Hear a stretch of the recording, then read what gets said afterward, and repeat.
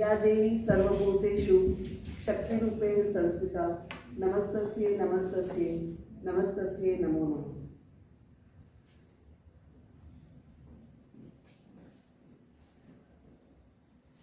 સૌપ્રથમ હું government engineering college ભરૂચના પ્રિન્સિપલ સાહેબ, ટીચર્સ અને આપ સૌનો ખૂબ ખૂબ આભાર માનું છું કે મને આ એક તક આપી કે હું તમારી સાથે વાત કરી શકું. આ કોઈ લેક્ચર અથવા ભણાવવાની પ્રક્રિયા નથી. આ તમારા સ્વાસ્થ્ય માટે, તમારે કેવી રીતે જીવવું, તમારો જિંદગી પ્રત્યેનો અભિગમ શું હોય એના માટે થોડી વાત કરવા અહીંયા આવેલી છું. સામાન્ય રીતે ડૉક્ટર્સ માટે બહુ અલગ પ્રકારની પૂર્વ ગ્રંથિઓ જે તમારા ઉંમરના બાળકો હોય એના માટે હોય છે કે ડૉક્ટર એટલે બહુ ડિસિપ્લિનેરિયન હોય, સ્પેશિયલી એન્જિનિયરિંગના છોકરાઓ માટે. છોકરાઓ ઇન ધ સેન્સ જ્યારે આઈ સ્પીક છોકરાઓ ઇન ધ સેન્સ કે વિદ્યાર્થીઓ માટે. હું આ લેક્ચર સ્ટાર્ટ કરું એના પહેલાં એક બહુ નાની વાર્તા કરવા માગું છું. મારું એક તો ગુજરાતી બહુ સારું નથી એટલે suppose if I make some mistakes please pardon me. અમે લોકો ફેમિલી સાથે એકવાર બોમ્બેથી ભરૂચ આવતા હતા. તો અમારી સાથે એક બીજું ફેમિલી પણ હતું અને એમના જે મોભી હતા he was a person maybe around 50 years of age. આ વાત જે હું કરું છું એ આજથી 10-15 વર્ષ પહેલાંની વાત કરું છું. So at that time I was say around 35 years. એ માણસ જે હતા આપણા માટે બહુ ગર્વની વાત છે કે હી વોઝ અ આર્મી મેન અને એ ઘણી બધી વાતો એમને યુદ્ધની કરી જે એમણે આટલા વર્ષોમાં જોયા હશે, લડ્યા હશે, અથવા તો એ લોકોની જે લાઈફસ્ટાઈલ હોય એના વિશે અમને ઘણી બધી માહિતીઓ આપી.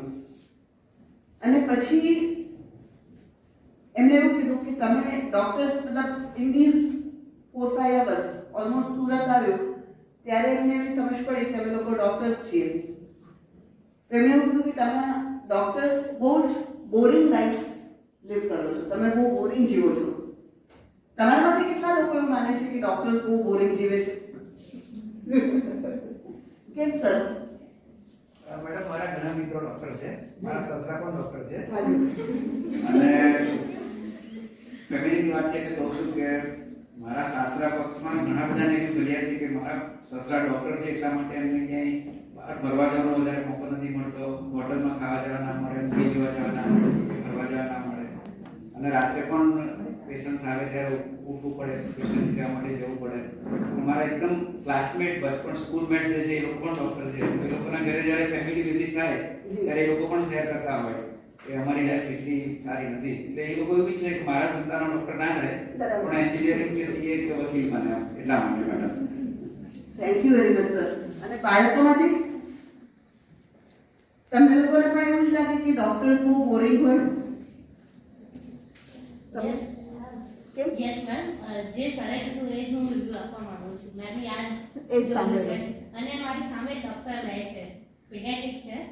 તો એ પણ ઓલવેઝ રાત્રે 2 વાગે, 3:30, 5 વાગે ગમે ત્યારે એ સત્તા હોય છે ડિસાઇડમાં. એટલા માટે ખ્યાલ છે કે લાઈક બહુ જ મતલબ અહીંયા નથી કરી શકતા પ્રોપર ટાઈમ આપી. હવે હું તમને એન્જિનિયરિંગમાં સ્ટુડન્ટ્સ છો બરાબર, હું તમને લોકોને પૂછીશ કે તમારા માટે એક્સાઇટિંગ વસ્તુ શું છે?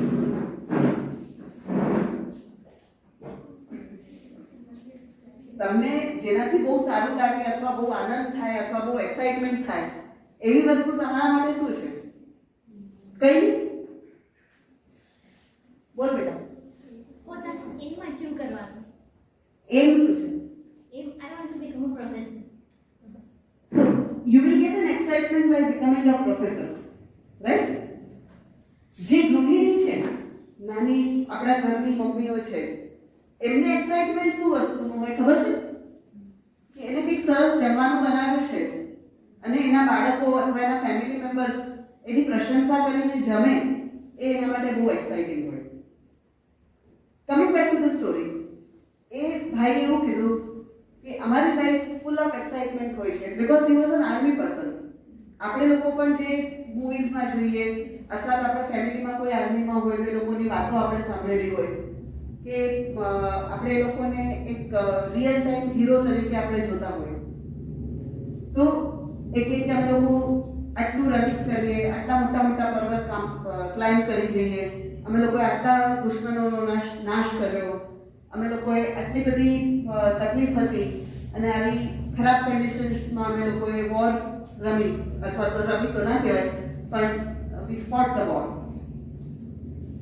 સો લુકિંગ એટ ઓલ ધેટ અમને લોકોને એવું લાગ્યું કે આ એના માટે એક્સાઇટમેન્ટ છે. But than one of my colleagues who was traveling with us, he said very politely, sir, he said that with all due respect to you, અમે તમારું બહુ જ આદર કરીએ છીએ, અમને તમારા માટે બહુ જ ગર્વ છે, પણ તમે ડોક્ટર્સને બોરિંગ ના કરો. જીવતા માણસની છાતીનું બોન ચીરી અને ધબકતા હૃદય ઉપર ઓપરેશન કરવાનું જે એક્સાઇટમેન્ટ હોય એ તમે કોઈ દિવસ જોયું છે? So for a doctor or for a person who is a professional, એનું જે પ્રોફેશન છે એનું એક્સાઇટમેન્ટ છે, એનું જે પ્રોફેશન છે એ જ એની લાઈફ છે. એટલે હું સર સાથે બિલકુલ એગ્રી કરું છું કે over this 23 years of practice, A biodata થોડું જૂનું છે, that was when we had prepared it. ઘણી બધી વખતે એવું થયું હશે કે I would have missed so many functions, I would have missed very important meetings. ઘણી બધી વખતે મારા બાળકોને હું સમય નહીં આપી શકી હોઉં. બટ બીઈંગ અ ગાયનેકોલોજિસ્ટ, જે ન્યૂબોર્ન જ્યારે સરસ મજાની ડિલિવરી થાય ને રડવાનું ચાલુ કરે, that is the most satisfying moment of life. તો એ વખતે મેં જે બે પિક્ચર ના જોયા હોય તો I do not have any regrets, right? So doctors are not boring, that is one thing. And to be a good professional કોઈ પણ વિષયમાં, પ્રોફેશનમાં આ લોકો એન્જિનિયર્સને, ચાર્ટર્ડ એકાઉન્ટન્ટ્સને, ડોક્ટર્સને ગણે છે. બટ ફોર મી કોઈ પણ વ્યક્તિ જે સારું કામ કરે છે, ચાહે એ ગૃહિણી હોય, ચાહે તમારું ડેલી વેજીસ વાળો લેબરર છે, ચાહે કોઈ પણ એક્ઝિક્યુટિવ છે, ચાહે ભલે પોલિટિશિયન્સ છે, એને હું પ્રોફેશનલ્સમાં નથી ગણતી, but still to complete the list, health is very important, right? Can anybody tell તમારા મનમાં હેલ્થ એટલે શું? મેડમ, हेल्थ मीन्स कभी हम बीमार नहीं होंगे, अच्छा food, healthy atmosphere and healthy food. that is one part. છોકરાઓમાં physical, mental and social well being. Very good, વાંચીને આવી છે, પછી જરૂર નથી મારે. These students are very techno-savvy. Probably મારું ઘણું બધું એ લોકો વાંચીને આવ્યા હશે ઘરેથી, એટલે મને પ્રશ્ન સારા પૂછશે. According to the definition given by WHO, health is a complete absence of, it is not merely complete absence of disease, but physical, mental and social well-being. That is what she said. Next slide. I have 2 slide presentation. આ પહેલું જે છે ને એને હું health ઉપર વધારે આપીશ, અને સ્પેસિફિકલી બીકોઝ કોવિડના પેશન્ટ્સ વધારે છે એટલા માટે. And the second slide show છે that is more towards hygiene, right? You can skip this slide. So this is what I said, that health is a state of complete physical, mental and social well-being and not merely absence of disease, right? So you should be physically fit, you should be mentally fit and you should be socially fit. જો આ ત્રણ વસ્તુ કે તમે માનસિક રીતે પણ સ્વસ્થ છો, તમે તમારા શારીરિક રીતે પણ સ્વસ્થ છો, અને સોશિયલ ઇન ધ સેન્સ કે તમે જે વાતાવરણમાં, તમે જે સમાજ વ્યવસ્થામાં રહો છો એમાં તમે ફિટ છો કે નહીં. આપણે જ્યાં રહીએ છીએ, ધારો કે આપણે ભર ઉનાળે 4 સ્વેટર પહેરીને ઉપર ટોપી પહેરીને નીકળીએ, so that is not socially fit, બરાબર? અને એવી જ રીતે આપણે જો અમેરિકામાં રહેતા હોઈએ અને ત્યાં આપણે હાફ બાયનું શર્ટ પહેરીને નીચે લેંગો પહેરીને જઈએ, તો that is not socially fit, because એ જાતનું જ્યાં એન્વાયરમેન્ટ છે, you have to be friendly with that environment, right? Next slide. What is disease? રોગ એટલે શું? આપણે બીમાર પડીએ એને આપણે ડિસીઝ કહીએ, right? So the diseases occurs due to misbalance between body's immunity and strength of disease causing agent. આ થોડી ટેકનિકલ વસ્તુ છે કે અમારી ભાષામાં અમે લોકો બે રીતની ડિસીઝીસ કહીએ છીએ. એક જે હોય છે એ કન્ટેજિયસ અને બીજી જે હોય એ નોન કન્ટેજિયસ. કન્ટેજિયસ ઇન ધ સેન્સ કે જે એક વ્યક્તિથી બીજા વ્યક્તિ સુધી સ્પ્રેડ કરી શકે, અને નોન કન્ટેજિયસ ઇન ધ સેન્સ કે જે આપણા બોડીમાં જ કંઈક તકલીફ છે જેના લીધેથી એ રોગ આપણને આવે છે, લાઈક ડાયાબિટીસ છે, બ્લડ પ્રેશર છે, અથવા તો જે પણ લાઇફસ્ટાઇલ ડિસઓર્ડર્સ છે. આજકાલ એ લોકો ઓબેસિટીને પણ એક ડિસીઝમાં ગણે છે, કે બહુ પાતળી છોકરીઓ હોય એને પણ એક ડિસીઝમાં ગણે છે. એટલે એણે શું કીધું છે કે આપણા બોડીનું કંઈક બેલેન્સ ડિસ્ટર્બ થાય છે જેના લીધેથી આપણને ડિસીઝ થાય છે. અત્યારે આપણે જે વાયરસની વાત કરીએ તો that is mainly corona virus. એના વિશે હું એક 5 મિનિટ તમને લોકોને કહીશ, because your offline classes have started. And આ જે કોરોના વાયરસ છે એ આપણી સૃષ્ટિ માટે નવું નથી. It has been on earth since so many years. મતલબ કે ક્લાસ 3 ની ટેક્સ્ટ બુકમાં કોરોના વાયરસનું મેન્શન કરેલું છે, પણ બીકોઝ કે 2019માં એના અંદર જે મ્યુટેશન્સ આવ્યા એના લીધેથી એ વાયરસ એટલું બધું શક્તિશાળી થયું કે આપણું બધું એને આખું વિશ્વ ડિસ્ટર્બ કરી નાખ્યું છે. Next slide. ઇમ્યુનિટી વિશે તમે લોકોએ 9મા 10મામાં વાંચેલું હશે. બધાને ખબર છે વોટ ઇઝ ઇમ્યુનિટી? રોગ પ્રતિકારક શક્તિ. ખબર છે? નહીં? આપણા શરીરમાં કોઈ પણ વસ્તુ બહારથી નવી આવે એટલે બોડી એના અગેન્સ્ટમાં ફાઇટ કરે. બહુ સિમ્પલ ભાષામાં કહીએ તો this is immunity, right? It is of 2 types, active immunity and passive immunity. Active immunity એટલે natural, passive immunity is also maternal and artificial. Active immunity can be natural or through vaccination, right? Natural in the sense कि for example कि આપણને કોઈ એક virus અથવા બેક્ટેરિયાનું infection એક વખત થયું, આપણા બોડીમાં એના અગેન્સ્ટમાં હથિયાર અથવા તો અમે લોકો એન્ટીબોડીઝ કરીએ એ બની જાય. And these antibodies will fight against that virus whenever you get a repeat attack. ધારો કે આજે મને કોરોના થયો તો મારા બોડીમાં કોરોનાના અગેન્સ્ટમાં એન્ટીબોડી બની જશે. સો એવું નથી કે મને બીજી વાર કોરોનાનું ઇન્ફેક્શન ના થાય. મને કોરોનાનું ઇન્ફેક્શન થઈ શકે, પણ બીકોઝ કે મારા બોડીની અંદર કોરોના વાયરસના અગેન્સ્ટમાં એન્ટીબોડી છે તો એ કોરોના વાયરસમાં લાગેલા એન્ટીજન અથવા તો પ્રોટીનને ડિટેક્ટ કરશે, એની જોડે ફાઇટ કરશે અને મારા બોડીને નુકસાન થતું અટકાવશે. સો that is natural immunity. And vaccination similarly કે તમે કોરોના વાયરસ જેવો પ્રોટીન બોડીમાં ઇન્ટ્રોડ્યુસ કરો છો તો એના અગેન્સ્ટમાં એન્ટીબોડી બની જશે. So that will fight against that corona virus. કેટલા બાળકોએ વેક્સિન લઈ લીધું? જે લોકોએ પણ નથી લીધું, my sincere request and appeal, please take. એનાથી કોઈ જ નુકસાન થવાનું નથી, રાઈટ? બંને ડોઝ કેના કેના થઈ ગયા? સેકન્ડ ડોઝ પણ બાકી હોય એ પણ બધા લેવા. તમે નાના હતા ત્યારે પોલિયો વેક્સિન લીધી, બીસીજી વેક્સિન લીધું, ડીપીટી વેક્સિન લીધું. It is similar to that. Corona વેક્સિનથી કોઈ નુકસાન થવાનું નથી. I sincerely appeal to all of you, please take the vaccine. કારણ કે તકલીફ એવી છે કે કોરોના વાયરસ બહુ જલ્દી મ્યુટેશન કરે છે, અને બીકોઝ કે મ્યુટેશન કરે છે એટલે વારે ઘડીએ પોતાનું સ્વરૂપ બદલે છે. So it becomes very difficult if at all કુદરત ના કરે ને તમારામાંથી કોઈને પણ એક ઇન્ફેક્શન લાગશે. It is not problem is કે જો તમારામાંથી કોઈને એકને ઇન્ફેક્શન લાગશે તો તમારું આખું ફેમિલી, તમારું આખું ફ્રેન્ડ્સ, તમારું આખું class, it is not just you are suffering, it is the whole community you are spreading, right? So please take the vaccine, please wear the mask, please maintain the social distance.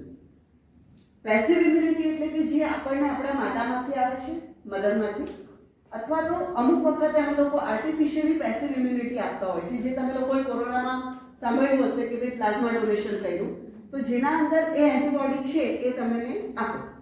Next slide. So these are the pathogens જે disease causing organisms છે. Virus, bacteria, helminths and fungus and protozoa. Next slide. Viruses, you all know, are not living organism. એ આપણા શરીરમાં આવે તો જ આપણને infection કરે. એટલે you have to be very careful that they don't enter the body. That's why you wear a mask. You don't touch many objects and wash your hands properly. Next slide. So this is what I told you, that it is not a new virus. બહુ જૂનો virus છે, પણ because A mutate કરે છે માટે આપણને તકલીફ પડે છે. Next slide. સૌથી પહેલું બધાને ખબર જ છે ક્યાં ડિટેક્ટ થયેલું? વુહાન 2019. સ્પેક્યુલેશન્સ ઘણા બધા છે, બેટ્સ માંથી આવ્યું એવું કહી શકાય. Next slide. Next slide. આ હું ખાલી બહુ આઉટલાઈન આપું છું કોરોનાની. 5 more important symptoms: fever, dry cough, shortness of breath, sore throat and headache. Why I am touching this topic today? Because as far as health is concerned, any disease, unless and until proved otherwise, has to be considered as corona. It has been a guideline from WHO કે તમને કંઈ પણ થાય તો એ corona હોઈ શકે. માટે તમને આજે અહીંયા છો તો આ બધું હું તમને કહું છું. એટલે આ 5 એના કોમન સિમ્પટમ્સ છે. પણ ઘણી બધી વખતે કશું નથી થતું હતું, ખાલી બોડી એક થાય, ખાલી ડાયરિયા થાય, ખાલી વોમિટિંગ થાય, ખાલી ચક્કર આવે, and it turns out to be corona. Next slide. આ એ જ વસ્તુ મેં તમને કીધી. Next slide. પ્રિકોશન્સ જે સૌથી પહેલા મેં તમને કીધું, વેક્સિનેશન આપણી પાસે બહુ જ સારું હથિયાર છે. Please use it. Wear a mask, give a proper social distance, and if at all તમને કોરોના થાય છે, ક્વોરન્ટાઇન યોરસેલ્ફ. તમે બધાથી અલગ થઈ જાઓ. Next slide. So prevention again is same. Next slide. This is very important. આ hand વોશિંગના સ્ટેપ્સ કોણ કોણ ફોલો કરે છે? આપણે જઈએ, નળ ચાલુ કરીએ, હાથ ધોયા અને બહાર. That is not the truth. અમારા પ્રમાણે at least 60 seconds minimum, ideally it should be 3 minutes hand વોશિંગમાં. અમે લોકો કહીએ કે 10 સ્ટેપ્સ હોય, રાઈટ? તમારે એટલીસ્ટ જમતા પહેલા અથવા તો કોઈ પણ નવી વસ્તુ, તમે કોલેજથી ઘરે જાઓ છો તે વખતે, ઘરમાં આવીને બહારથી ક્યાંયથી પણ અંદર આવો છો, so please follow these steps. First you wet your hands, પછી સોપ લગાડો, પછી બંને પામ્સને રબ કરવાના. આપણા હાથ અહીંયાથી લઈને અહીંયા સુધી, આગળનો સરફેસ અને પાછળનો સરફેસ, અને નેલ્સના ટીપ અને ફિંગરની વચ્ચેની જગ્યા, everything has to be clean. પહેલા રબ ધ પામ્સ, પછી ફિંગર્સ બંને એક સાથે અંદર નાખીને કરો. બેક ઓફ ધ ફિંગર્સને રબ કરો. Then wash the thumb. સૌથી ઇમ્પોર્ટન્ટ, આપણે ઘણી વખત અંગૂઠો ભૂલી જઈએ છીએ.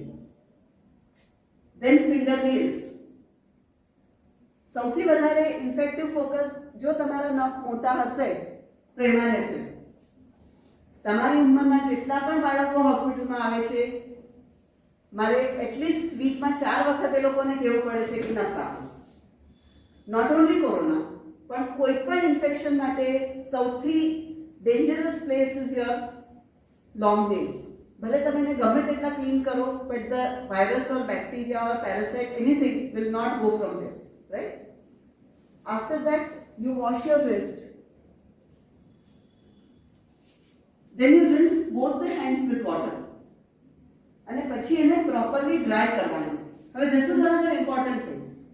આપણે આ બધી મહેનત કરી પછી આપણે ડ્રાય કરવા માટે શું વાપરીએ? ચોખ્ખું કરવા માટે કયો નેપકિન? આપણા ખિસ્સામાં પર્સમાં પડેલો છે નેપકિન? કયો નેપકિન? ઘરના ખૂટી એક નેપકિન લટકાડેલો હોય, આપણે બધું કરીને એ નેપકિનથી હાથ લૂછી કાઢ્યો, અને એ નેપકિનથી સવારથી લઈને સાંજ સુધી આપણા ઘરના મેમ્બર્સે લૂછ્યા હોય, કોઈ કામવાળી આવી હોય એને લૂછ્યા હોય, પ્લમ્બર આવ્યો હોય એણે લૂછ્યા હોય, ઇલેક્ટ્રિશિયન આવ્યો હોય એને લૂછ્યા હોય. વેરી ઇમ્પોર્ટન્ટ કે તમે ideally speaking it has to be air dry. તમે આવી રીતે મૂકી દો થોડી વાર સુધી, then your hands will become dry. That is the best method. જો તમારે હેન્કરચીફ યુઝ કરવું હોય તો it has to be very fresh. દર પર્સન માટે એક હેન્કરચીફ હોવું જોઈએ, જે આપણા દેશ માટે શક્ય નથી હોતું. So it is always better if you let your hands air dry. Okay? Next slide please. Another very important mistake that people are doing nowadays is wearing a mask. Mask અહીંયા લટકાવેલું હોય, નાક ખુલ્લું હોય, નાક બંધ હોય તો માસ્ક તમારું હોઠથી થોડુંક જ નીચે હોય.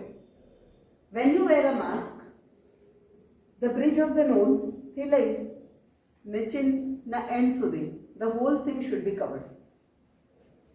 Right? That is very important. Second important thing is कि when you remove the mask, right? ચાહે તમે N95 યુઝ કરો છો, ચાહે તમે ડિસ્પોઝેબલ યુઝ કરો છો, ચાહે તમે ક્લોથ માસ્ક યુઝ કરો છો. N95 is mainly for medical person. કારણ કે પ્રોબ્લેમ ક્યાં થાય કે કોઈ પણ પેશન્ટનું ડાયરેક્ટ લોડ મેડિકલ પર્સનને ફેસ ટુ ફેસ આવે. So the N95 protects, right. Second important thing કે એક વખત તમે માસ્ક પહેરી લો છો તો તમારે તમારા માસ્કના બહારના સરફેસ ઉપર હાથ લગાડવો નહીં. કારણ કે કોઈ પણ વાયરલ ઇન્ફેક્શન આવશે તો એ બહાર માસ્ક ઉપર આવીને અટકી જશે. તમે વારે ઘડી એડજસ્ટ કરવા માટે માસ્ક ઉપર નીચે કરો તો એ બધું તમારા હાથમાં આવવાનું છે. સો once you were the mask, જ્યારે તમારે એને જમવા માટે કે બીજા કોઈ કામ માટે ઘરે જઈને તમે રિમૂવ કરો છો તો પાછળથી દોરી પકડી and remove it properly, right. Ideally speaking, all the disposable masks or N95 masks are single use masks. એને તમે રિપીટ ના કરી શકો. જો તમારે રિપીટ નથી કરવું તો એનું પ્રોપરલી બાયોમેડિકલ વેસ્ટ જેને કહીએ એમાં ડિસ્પોઝલ થવું જોઈએ. તમારે એને કટ કરી અને બાયોમેડિકલ વેસ્ટમાં નાખવું પડે. એ ફિઝિબલ નથી તો it is always better to use a cloth mask. એટલે બહુ પ્રેક્ટિકલ અમે લોકો એવું કહીએ છીએ કે યુઝ 6 માસ્ક. તમે જો 6 દિવસ જાઓ છો કોલેજ કે સ્કૂલમાં, સોમવાર, મંગળવાર, બુધવાર, ગુરુવાર, શુક્રવાર, શનિવાર, રાઈટ. તમે જે દિવસે સોમવારે કોલેજથી પાછા જાઓ, ઘરે જઈને સાબુવાળા પાણીમાં એને નાખી દો. Next day you wash it and let it air dry. પછી એ માસ્ક જે છે એ ફરી બીજા સોમવારે જ યુઝ કરવાનું. તો એમાં જે પણ ઓર્ગેનિઝમ્સ હશે ઓટોમેટિકલી કિલ થઈ જશે. Next day. This is the same thing what he has documented. Next slide.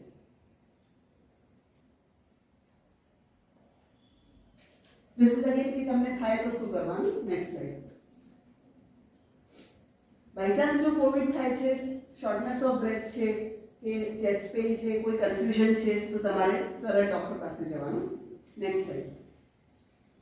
આ હોમ આઇસોલેશનનું છે, that is not important for you. Next slide. One more important thing is be calm and endurant. આ કોવિડના લીધેથી mental stress બધા લોકોને બહુ જ પડ્યો છે, પણ તમે જેટલા શાંત રહેશો તો તમારી જાતને અને તમારા ફેમિલીને બહુ મોટી મદદ કરશો. Next slide. સૌથી important, stay home, stay safe. તમે કોલેજ જાઓ, કોલેજથી ઘરે જાઓ. Please avoid going to malls, please avoid going to cinema halls, please avoid going to all the marriage functions. કારણ કે તમે લગ્નમાં જાઓ, હા હું માસ્ક પહેરીને જ ગયેલી, તમે જમ્યા નતા? ના જમી તો ખરા, તો કેવી રીતે જમ્યું? Right. If you want to go to the marriage, you go, don't remove the mask and come back. But that is not going to be there, right. So this is just very short. Covid માટે તો આપણે આખો દિવસ બોલી શકીએ તો પણ ઘણું ઓછું પડે, પણ બિકોઝ કે આજના જમાનામાં સૌથી important health issue is Covid, so I have taken it for you. Another presentation is mainly on hygiene, right?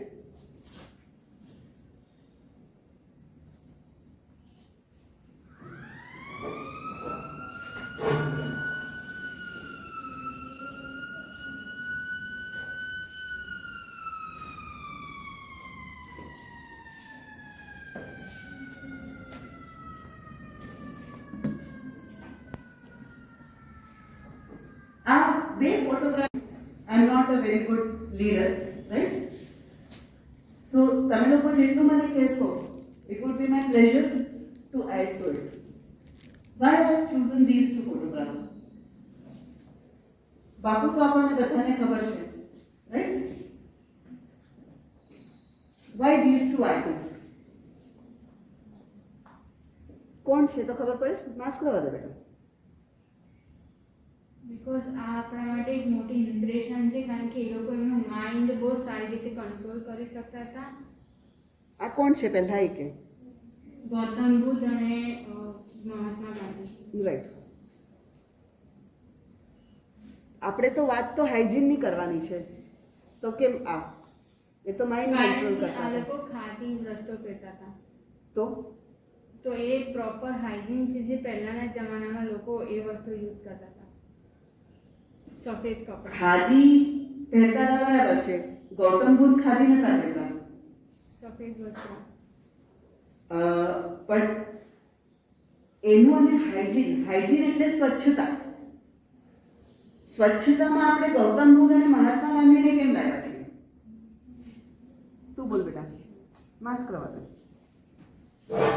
Ma'am because in लोगों ने जिस हिसाब से मतलब लोगों को इंस्पायर करते थे, तो इनके अंदर पहले इन्होंने खुद अपने आप को टाइप ऑफ हाइजीन के उसके बेसिस पर लेके गया। बिकॉज महात्मा बुद्ध जो हैं उन्होंने अपने आप को एक अच्छे से क्या बोल बोल कोई बात नहीं, मैं मतलब अपने आप को हाइजीन रखा उन्होंने, उसी के बेसिस पर मतलब जब ये लोग खुद अपने आप को करेंगे तो इनको देख के सब इंस्पायर होंगे मोस्टली। हमने तो महात्मा गांधी को भी नहीं देखा है और महात्मा गौतम बुद्ध को भी नहीं देखा है, बराबर? तो हम कैसे बोल सकते हैं कि महात्मा गांधी ने खुद को बहुत स्वच्छ रखा है, हाइजीनिक रखा है? गौतम बुद्ध ने, उनके तो कुछ ऐसे पेपर्स अवेलेबल ही नहीं। You are a scientific person, how can you say that? नहीं, चल तू बोल। નથી ઓળખતી જ નથી આ લોકો. ઓળખે છે? કોણ છે? મહાત્મા ગાંધી કોણ હતા? હે? રાષ્ટ્રપિતા. Very good. See friends, both these great legends, I would say, hygiene એટલે સ્વચ્છતા. આપણે બધા એવું માનીએ સ્વચ્છતા એટલે કે હું ચોખ્ખી, મારું ઘર ચોખ્ખું, મારું આંગણું ચોખ્ખું, મારું ગામ ચોખ્ખું, મારું દેશ સ્વચ્છ. પણ હાઇજીન એટલે નોટ નેસેસરીલી ધીસ. જે મહાત્મા ગાંધી હતા, પાર્શિયલી આ છોકરીએ બહુ સરસ કીધું છે કે એમણે સ્વચ્છતાનો આખા દેશને એક મંત્ર આપ્યો. જ્યારે આપણો દેશ આઝાદ થયો 1947માં, એ વખતે આપણો દેશ પુષ્કળ ગરીબ હતો. આજે પણ પુષ્કળ ગરીબ છે. આપણો 1 રૂપિયો એટલે અમેરિકાના પ્રમાણમાં કેટલું કહેવાય? $1 એટલે કેટલા રૂપિયા થાય? Very good. Everybody wants to go two USA I believe. Sir, તમારા બધા બાળકો જવાના છે યુએસએ. એટલું જ દેખાય કે $1 એટલે 70 રૂપિયા. આપણે $1 કમાવીએ એટલે આપણે 70 રૂપિયા કમાવીએ છીએ.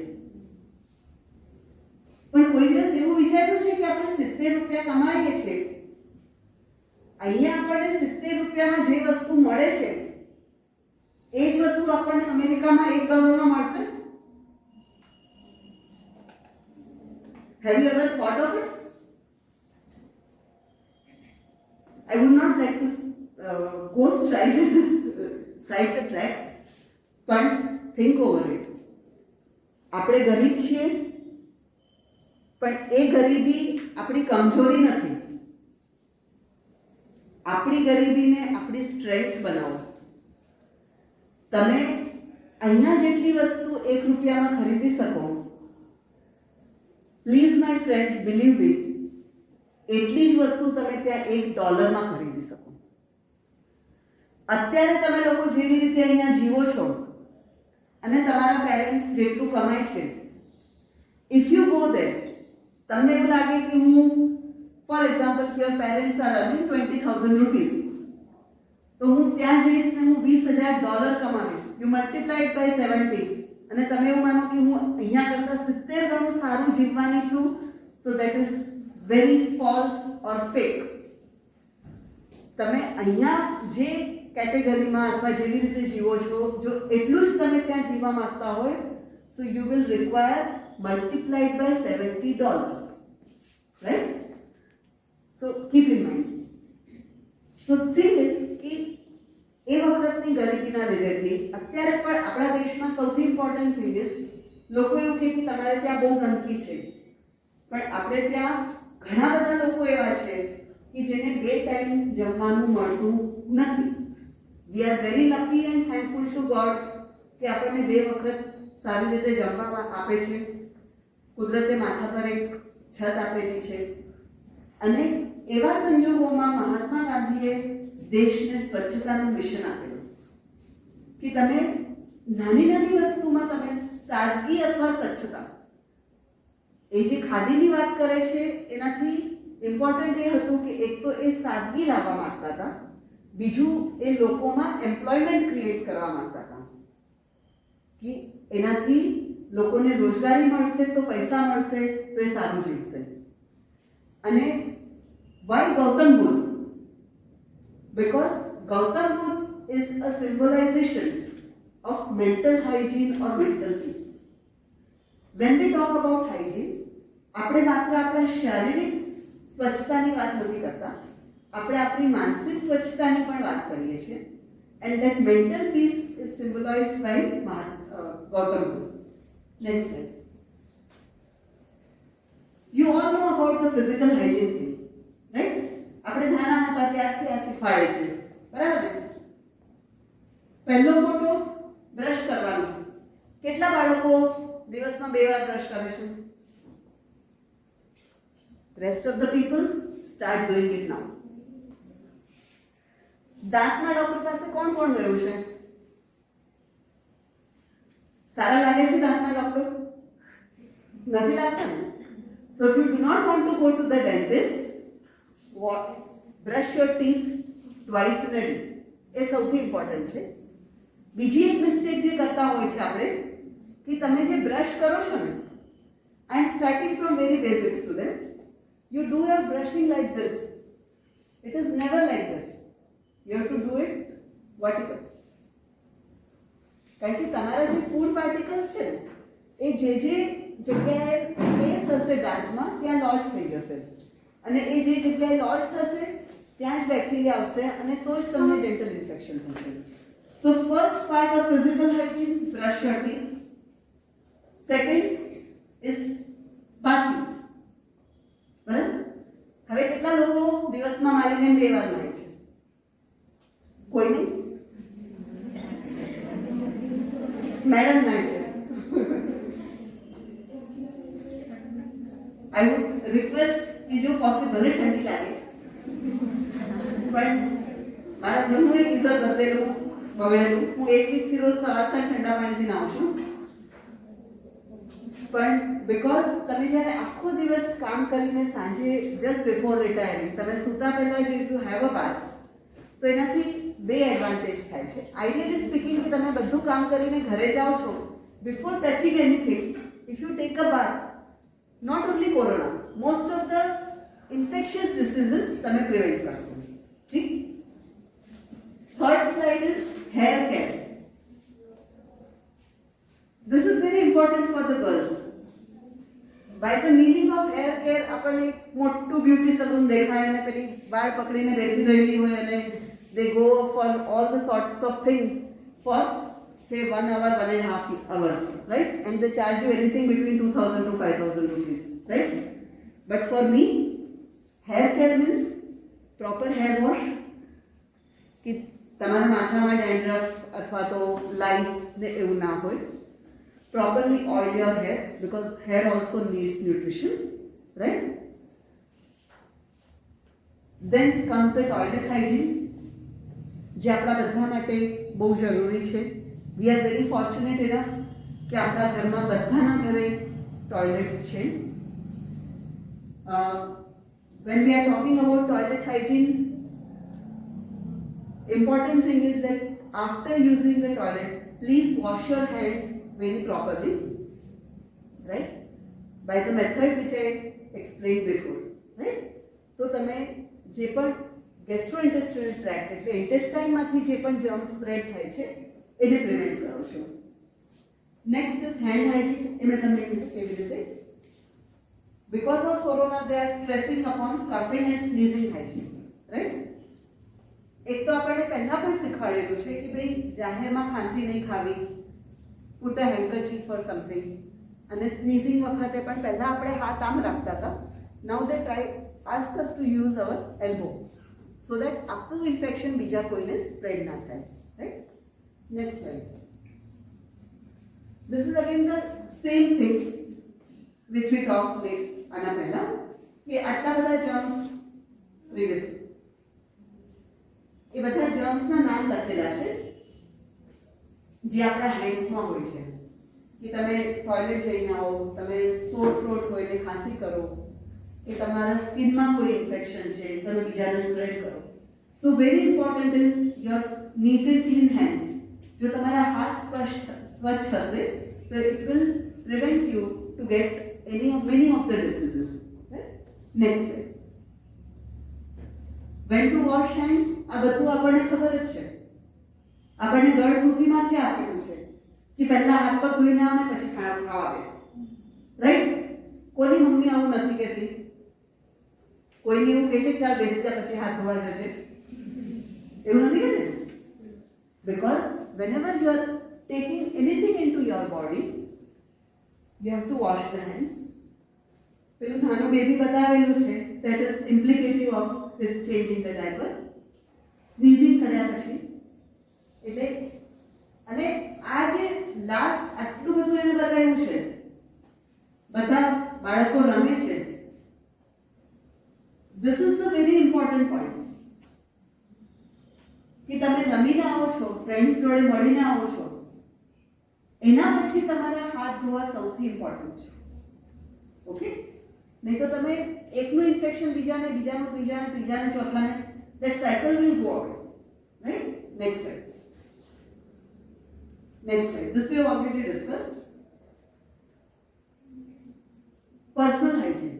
This is very important as far as the face is concerned. Okay? મોઢું તો બધા જ ધોવે છે. બધા જાત જાતના એડવર્ટાઇઝમેન્ટ વાળા સોપ્સ ને વોશ ને બધું યુઝ કરીને. ફોર મી કોઈ પણ વોશ તમે યુઝ કરો that is not important. The way you wash your face is very important. Okay? If you have a dry skin, you have to wash it once in a day. નાતી વખતે તમે already 2 વાર wash કરો જ છો. If it is oily skin, you wash it twice in a day. If it is a mixed skin, again you wash it twice in a day. Please do not apply any cleansers near the eye. જે commercially available cleansers હોય છે, સાફ કરવાવાળા tissue papers કે all, કારણ કે એના લીધેથી આઈમાં બહુ જ ઇરિટેશન થતું હોય છે. જ્યારે પણ તમે મોઢું ધુઓ, ખાલી face, don't rub it very hard. With a clean cloth, you just pat your face. Next slide. આ બધી બીમારીઓ they look very dirty. બહુ જ મોટી મોટી બીમારીઓ છે.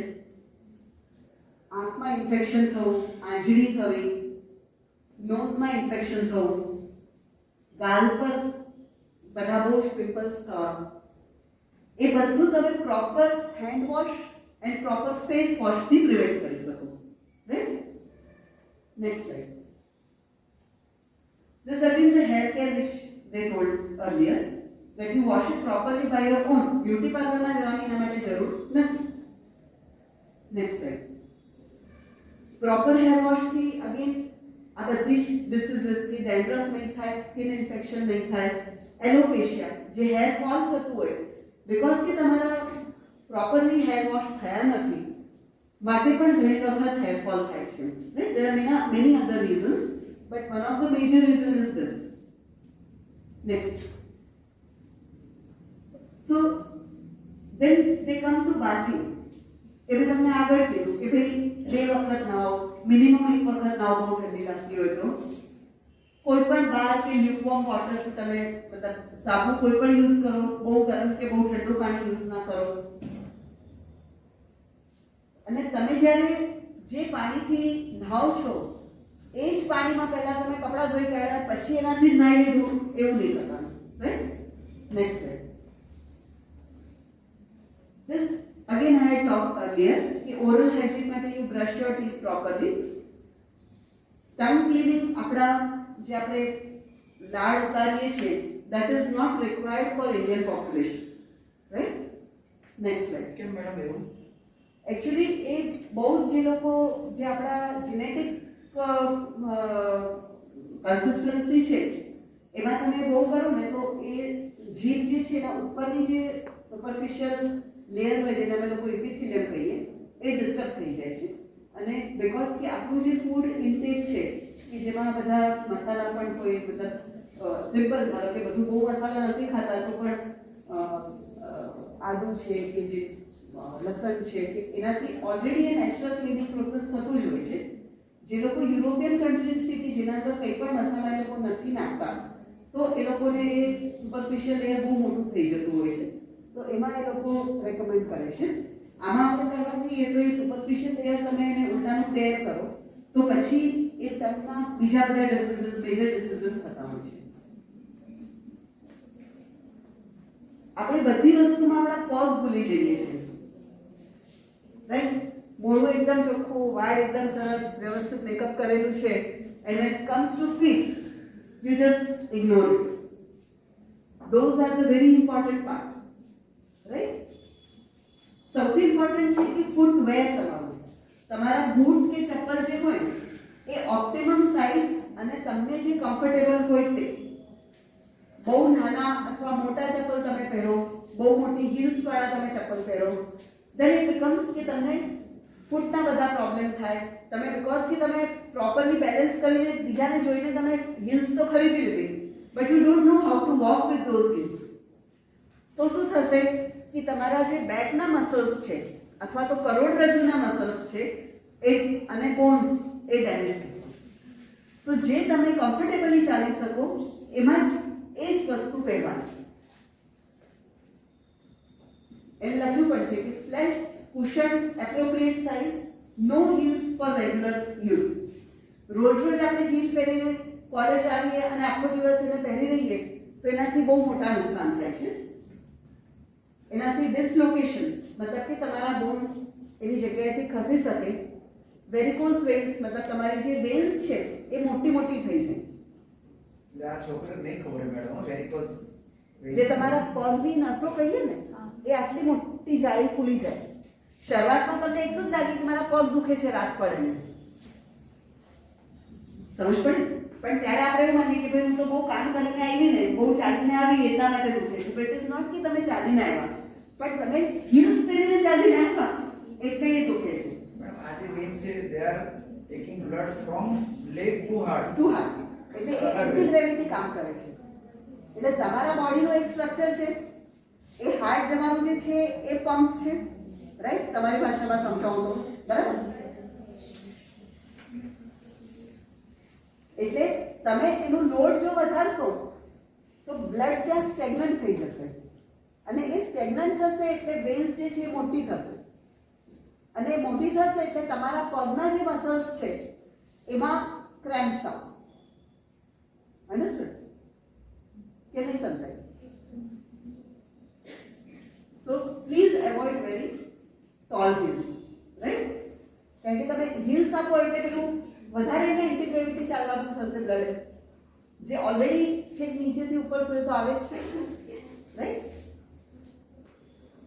વેર socks, that is very important. આપણે ત્યાં જ્યારે બહુ ગરમીની સિઝન હોય અને આપણને નથી ગમતું દેટ ઇઝ ડિફરન્ટ થિંગ, પણ જ્યારે ફિઝિબલ હોય please wear socks. Keep feet clean and dry. ઘણી વખત કેવું થાય કે આ વરસાદની સિઝન થયું કારણ કે ભરૂચમાં બહુ જ જગ્યાએ પાણી ભરાઈ જાય તો બહુ ટાઈમ સુધી આપણા પગ પાણીમાં ને પાણીમાં રહે તો બધી જ જાતના ફંગલ ઇન્ફેક્શન્સ પછી પગમાં પાણીના લીધેથી થતા હોય છે. તો as soon as you are home, તમે ધારો કે પાણીમાં ચાલવાનું થયું, તો જેમ તમે ઘરે પહોંચો છો એને પ્રોપરલી ડ્રાય કરી અને ચોખ્ખા કરી દેવાના. Last but not the least, regularly clip your nails.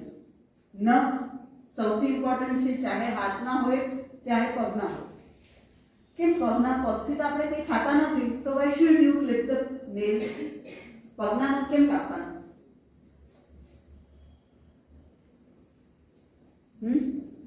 કોણે નથી કાપ્યા એને પૂછી જવું. તે તો કાપી નાખ. હા, પગના નખ કાપવા પડે. કેમ? હાથના કાપવા પડે કે આપણે મોઢાથી ખાઈએ તો જંતુ મોઢામાં જાય, પગથી થોડી ખાઈએ.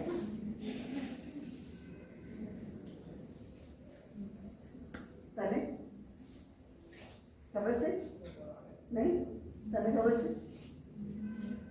આપણા દેશમાં ઘણા બધા જંતુઓ, મતલબ જે પેરાસાઇટ્સ કહીએ ને, વર્મ્સ જેને કહેવાય, કરમિયા જે કહીએ, એના જે એગ્સ હોય છે એ જમીન પર હોય.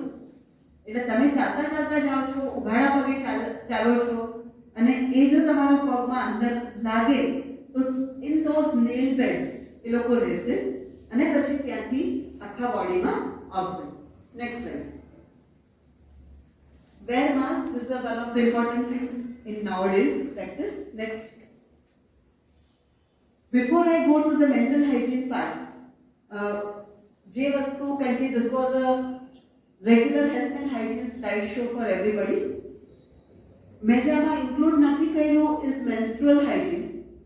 જે તમારા ઉંમરના બધા બાળકો અથવા તો છોકરીઓ જેને થોડો સંકોચ પણ થાય એ વિશે વાત કરવા માટે, ગભરામણ પણ થાય, એવું લાગે કે આ એવો વિષય છે કે જેને આપણે જાહેરમાં ચર્ચા ના કરી શકીએ. બટ માય ડિયર ફ્રેન્ડ્સ, બિલકુલ નાનું બાળક છે જ્યારે એની માના પેટમાંથી નીકળે છે ત્યારે લગભગ 2.5 થી 3.5 કિલોનું હોય. રાઈટ? બધા નાના નાના બેબીઝ જોયા છે? કોઈ નથી જોયું? કોઈ નથી જોયું? બધાએ જોયા છે? એ જ્યારે જન્મ લે છે ત્યારે ન એ બોલી શકે છે, ન એની જાતે ખાઈ શકે છે, ન હલી શકે છે તરત ને તરત. પછી આપણે એને બધું શીખવાડવું પડે છે. રાઈટ? ધારો કે નવું જન્મેલું બાળક છે તો એના કુદરતી રીતે અમુક રિફ્લેક્સીસ બનેલા કે જેમ જ જન્મ લેશે એટલે જોરથી રડશે. એ રડે એટલે શું થાય? એના લંગ્સ અથવા તો ફેફસા ખુલે અને આપણી શ્વાસોશ્વાસની પ્રક્રિયા એસ્ટાબ્લિશ થાય. કરેક્ટ? જોયેલું છે નવું નાનું બાળક એ ના રડે તો it is a dangerous sign. એટલે સૌથી ઇમ્પોર્ટન્ટ બધા એવું કે 3 ઇડિયટ્સ જોયા છે કે નથી જોયું? નતું રડ્યું પહેલા, પછી રડેલું ને? સો કેવું યાદ છે બધાને? Because that is one of the basic things જે કુદરતે આપણને આપેલી છે કે એ શ્વાસોશ્વાસ લેશે તો એના શરીરને મેન્ટેન કરી શકશે. So first is breathing. અમે લોકો અમારી ભાષામાં ABC કહીએ કે સૌથી important is airway, breathing and circulation. કે તમે જ્યારે કોઈ બાળક બીમાર છે અથવા તો કોઈ પેશન્ટ બીમાર છે તો સૌથી પહેલા એનું એરવે, એનું મોઢાથી લઈને શ્વાસ તંત્ર જુઓ કે એ બરાબર ખુલ્લું છે કે નહીં. પછી એનું બ્રીથિંગ એસ્ટાબ્લિશ કરો કે એને શ્વાસોશ્વાસ. તમને ફર્સ્ટ એડનું પણ આ લોકોને આવે છે મેડમ? ફર્સ્ટ એડ માટે you give them training? We have workshops. Yeah. Probably next year એ લોકો શીખવાડશે કે કોઈ એકદમ પડી ગયું, બેભાન થઈ ગયું, તેને કેવી રીતે ટ્રીટ કરવું. સો વી વર ટોકિંગ અબાઉટ ન્યૂબોર્ન કે સૌથી પહેલી રિફ્લેક્સ જે કુદરતે બનાવી એ એનું શ્વાસોશ્વાસની પ્રક્રિયા કરવી. પછી બીજી વસ્તુ શું કરે છે નાનું બાળક?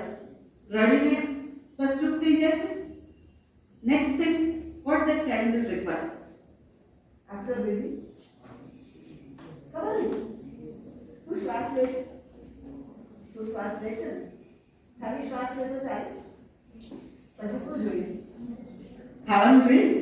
તો એ બેબીને પણ ખાવાનું જોઈએ ને? So the next thing the nature has made is breast feeding. Or એના માનું દૂધ કે જેમ જ બાળકનો જન્મ થશે within 1 hour of a maximum, the mother will start having the breast milk. અને કુદરતની કળા જુઓ કે the child જેને હજી ખાલી શ્વાસ લેતા આવડે છે, once you bring that child near the breast of the mother, the child will start sucking. એને કેવી ખબર પડે કે મને અહીંયાથી ખાવાનું મળે છે અને મને એનર્જી મળે છે, right? So this is the second natural reflex. Okay, both these reflexes, breathing immediately after birth, breastfeeding maybe within 1 hour maximum, right? પછી જેમ જેમ બાળકો મોટા થતા જશે, right? So there is a growing pattern. Okay, તમારા ઘરમાં જો કોઈ નાનું ભાઈ બહેન હશે, I don't know whether you remember or not, but suppose when the child becomes 3 months old, he will start holding his head.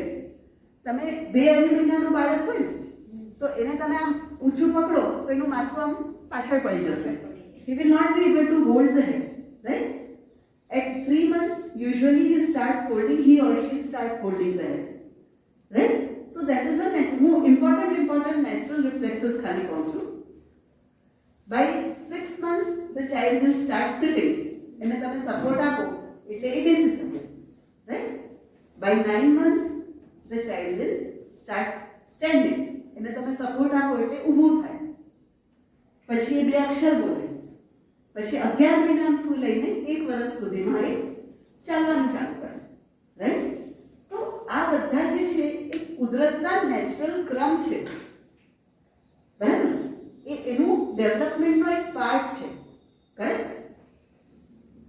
6 થી 9 મહિનાની વચ્ચે બાળકને દાંત આવે. એવરીબડી નોઝ, બધાને ખબર છે. પહેલા મોઢામાં દાંત ના હોય. કોઈ જોયેલું છે એવું નાનું બાળક કે જેના મોઢામાં જન્મથી દાંત હોય? There is very rarely, કોઈ વખત થઈ શકે, પણ એ આપણે ઘડાવી નાખવા પડે. So the first new development જે આપણને એનું આ મેન્ટલ અને ફિઝિકલ ગ્રોથ તો આપણને બધાને દેખાય છે, પણ એને દાંત આવવાની શરૂઆત થઈ એ પણ મા બાપને ખબર પડે ને. તો એનાથી મા બાપ કોઈ હેરાન પરેશાન નથી થતા, કારણ કે એને દાંત આવશે તો એ સારું ખાઈ શકશે. અન્ડરસ્ટુડ? જ્યાં સુધી એને દાંત નથી આવતા એ લિક્વિડ સિવાય બીજું કંઈ લેવાનું નથી. અને જ્યારે 7-8 મહિનાનું થશે એના પછી એ બોડીને એને સસ્ટેન કરવા માટે દાંત આવવા જરૂરી છે. સો that is one natural phenomena કુદરતે જે બનાવેલો છે, રાઈટ? પછી આપણે જોઈએ કે ભાઈ 2 વર્ષનું બાળક થયું તો એ સરખી રીતે બધાને ઓળખી શકે, આખા સેન્ટેન્સીસને વર્ડ્સ બોલી શકે. નવા 2-2.5 વર્ષના બચ્ચાઓ હોય એના નવા પેરેન્ટ્સ હોય તો દે આર વેરી એક્સાઇટેડ કે ભાઈ મારા છોકરાએ આજે આ પોએટ્રી બોલી, right? The parents feel proud of it, correct? પછી 4 વર્ષે એ સ્કૂલમાં જાય છે, ત્યાં નવા ફ્રેન્ડ્સ બનાવે છે, નવી વસ્તુઓ શીખે છે.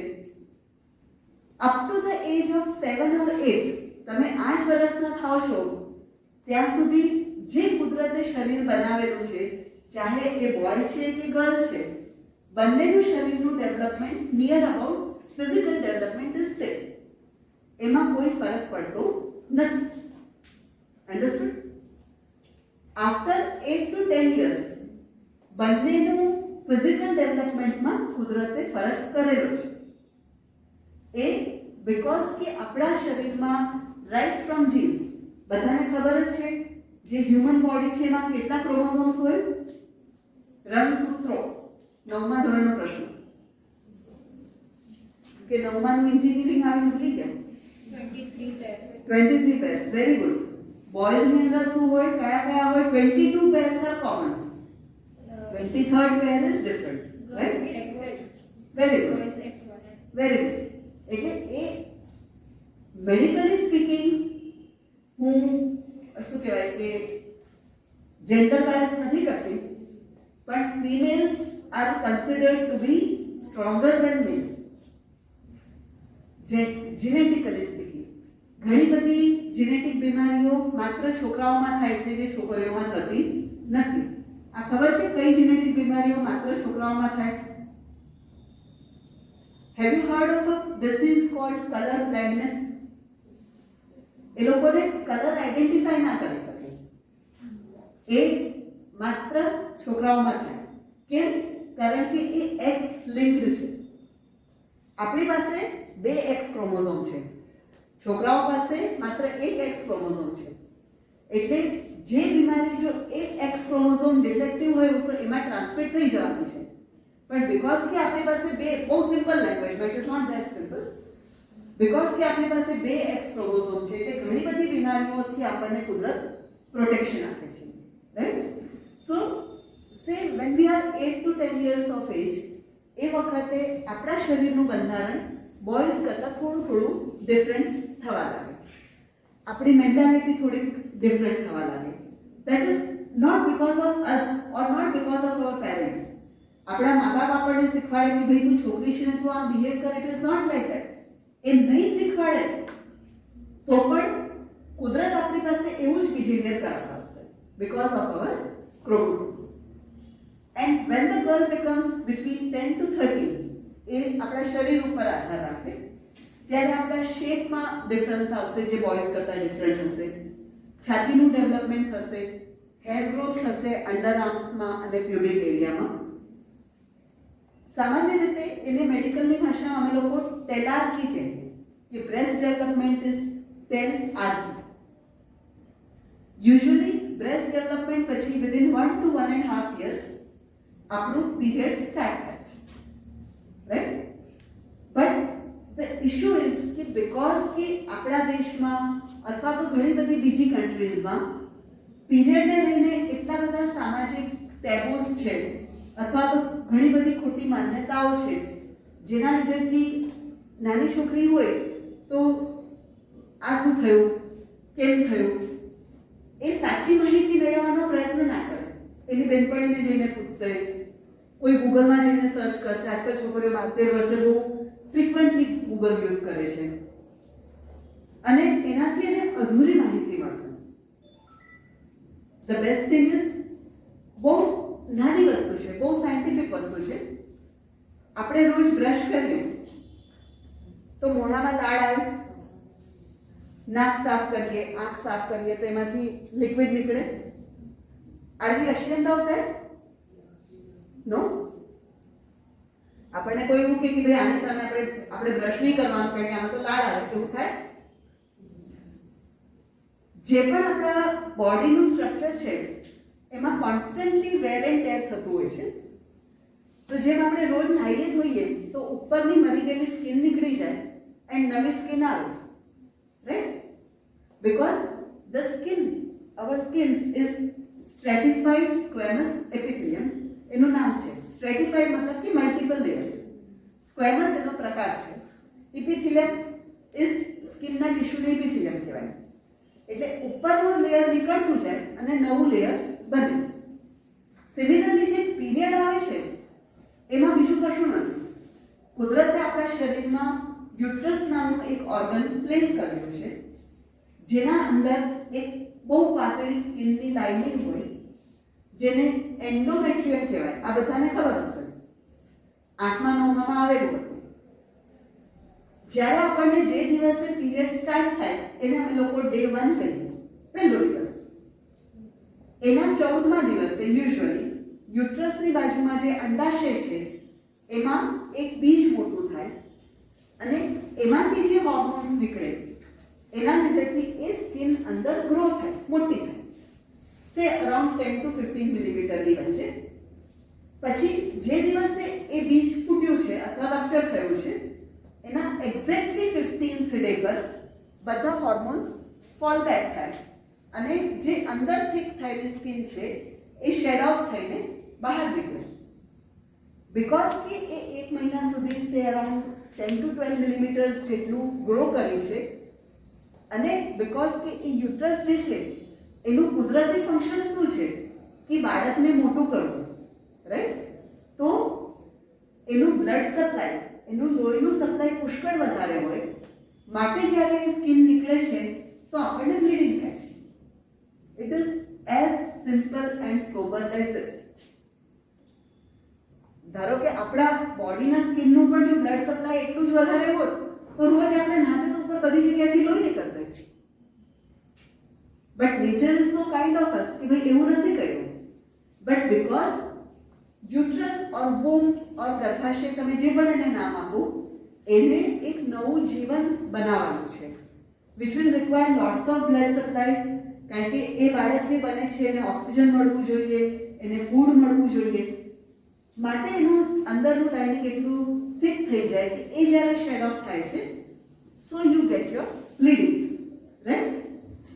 ઓનલી ઇમ્પોર્ટન્ટ થિંગ ઇઝ કે બીકોઝ તમે લોકો સાયન્સના સ્ટુડન્ટ્સ છો, જે વજાઇનાનો normal pH is slightly acidic.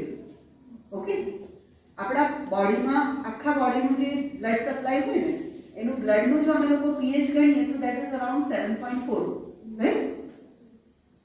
વજાઇનાનો pH is slightly acidic. Why? So that you do not get any cross infection from outside. બરાબર ને? જેટલા પણ નોર્મલ ઓર્ગેનિઝમ્સ છે એ વજાઇનાને ક્રોસ કરીને તમારા ગર્ભાશયમાં અંદર નહીં જાય. સિમિલરલી કે તમારા નોઝ ફોર એક્ઝામ્પલ આપણે કહીએ તો એના અંદર જે સિક્રેશન્સ હોય કે નોઝની અંદર જે વાળ છે, all this thing prevent our major organs like lungs to get infected. મોઢું જે છે તેના અંદર સલાઈવા હોય કે ઘણી બધા ઓર્ગેનિઝમ્સ ત્યાં જ ટ્રેપ થઈ જાય. સિમિલરલી વજાઇનામાં એનું પીએચ એસિડિક હોય તાકી તમારા યુટ્રસ સુધી કોઈ ઇન્ફેક્શન જાય નહીં. When you are having your period, at that time the blood is coming out, right? So the pH of vagina is slightly altered, right?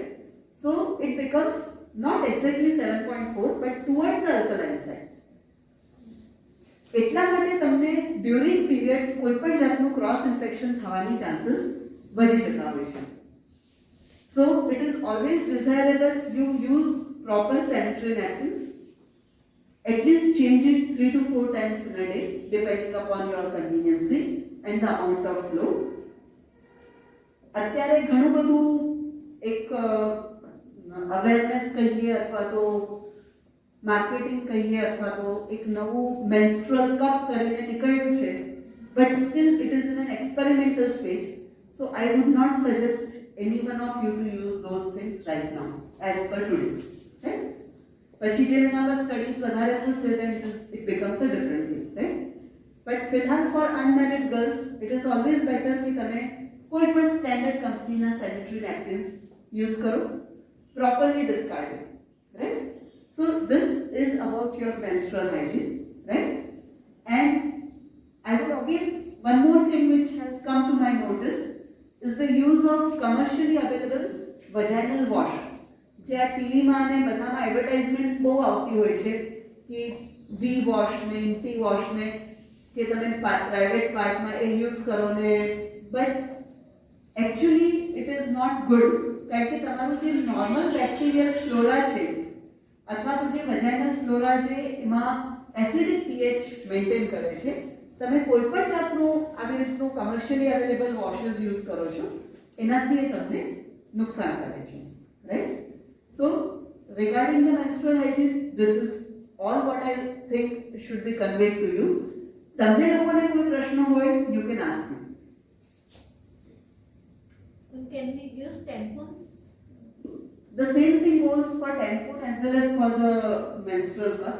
કે બહુ જ suppose if you are having very heavy bleeding, that is also after the age of 35 or so, and if it is very inconvenient, then only usually in our sector, in Indian sector, we suggest tampons. Otherwise, it's always better to use a sanitary pad because the tampons also can cause ulceration of vagina. It can cause, by chance, if you forget it, it can cause very major illnesses. Right? So the summary was that all these changes, right from having your tooth, કે બાળક શ્વાસ લે છે, બાળક બેસતું થાય છે, ઊભું થાય છે, દાંત આવે છે, એવી જ રીતે આપણા શરીરમાં છાતીનું ડેવલપમેન્ટ થવું કે પીરિયડ આવવું એ કુદરતી ક્રમ છે. અને એ પીરિયડ આવવાની જે પ્રક્રિયા છે એ તમારા શરીર માટે જરૂરી છે. નોટ ઓનલી કે ભાઈ પીરિયડ આવે એટલે તમે મોટા થઈ ગયા એવું નહીં, પણ એ પીરિયડ આવે એનો મતલબ કે તમારા ઘણા બધા હોર્મોન્સ એક્ટિવેટ થયા અને એ બધા હોર્મોન્સ તમને ફિઝિકલી અને મેન્ટલી સ્ટ્રોંગ બનાવે છે. જે ઇસ્ટ્રોજન તમને ઘણી બધી ડિસીઝીસના અગેન્સ્ટમાં પ્રોટેક્શન આપે છે, right? So don't be afraid of that. Okay, now coming to the mental hygiene. આજે મેં બતાવેલું છે છોકરાઓનું કોલેજ બસ છે કે okay.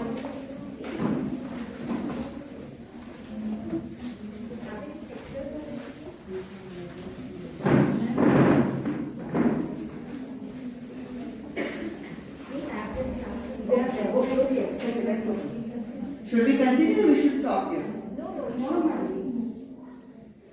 This is the last part, it will take 10 more minutes. Coming to the mental hygiene part. See, the first in the center is the brain, if you can recognize. बच्चे के बनावेલું છે brain છે, એના ઉપર એક છોકરો બતાવ્યો છે, he is very happy, right? All these things surrounding the brain are the things which keep our mental hygiene good or strong. First thing is exercise, right? આપણા બધાનું બહુ જ બેઠાડું જીવન થઈ ગયું. Whenever we are free, we spend our time on laptop and phones. Come out, go to the ground and play. Why? એનાથી શું થશે? દોડશો એટલે ફિઝિકલી તો ફિટ થશો. How does it improve your mental hygiene? Any ideas?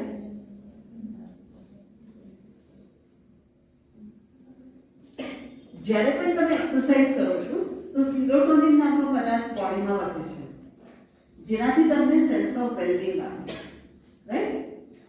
So exercise is one of the very good thing.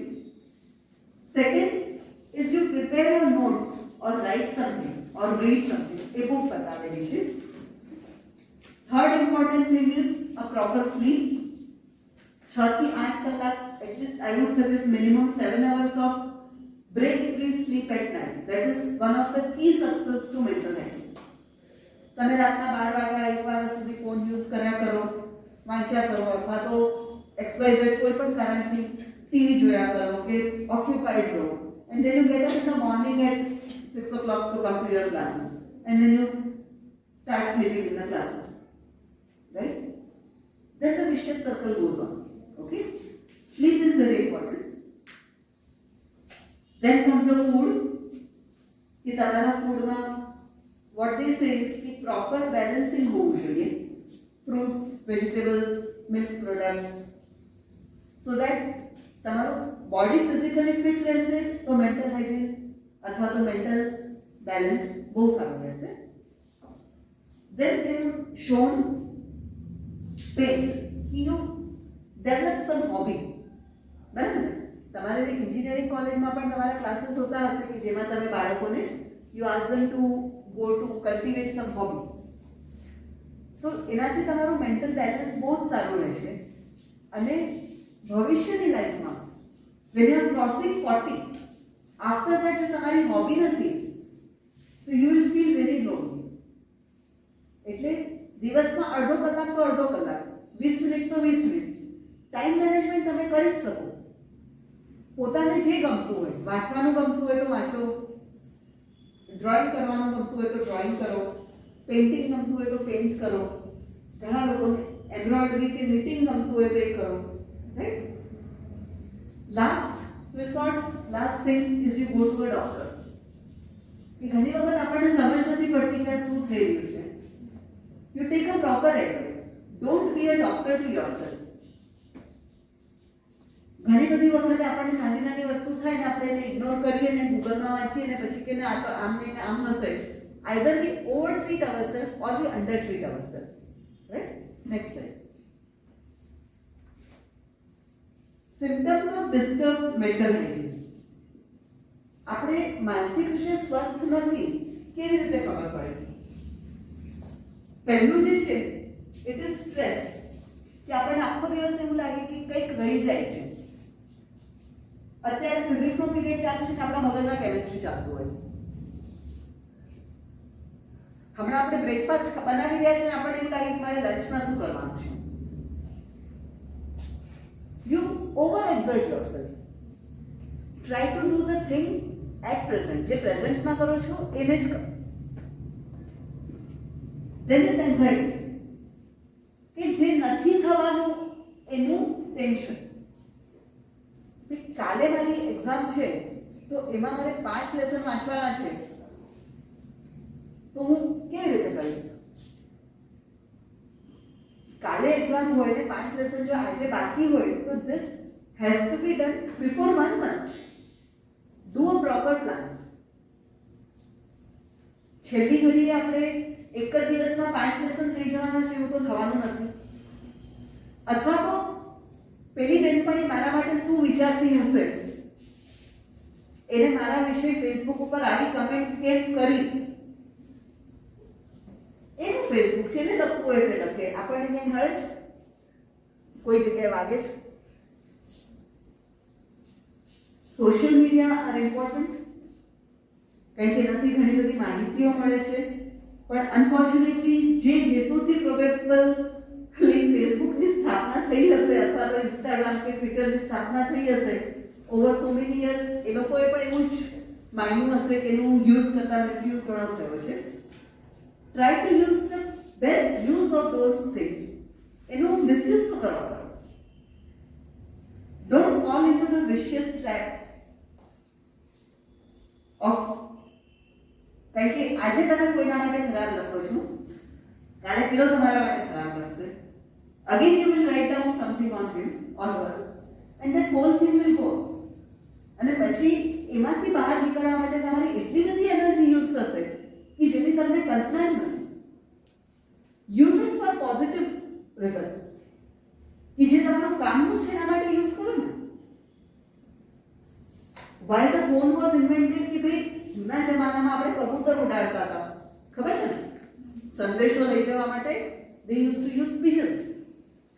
તો કુદરતે મગજનો એટલો બધો વિકાસ કર્યો કે તમારા હાથમાં સ્માર્ટફોન છે કે વિધિન નો ટાઈમ તમારો એક મેસેજ અહીંયાથી યુએસએ પહોંચી જાય છે. But use it for something which is positive, right? Then comes depression.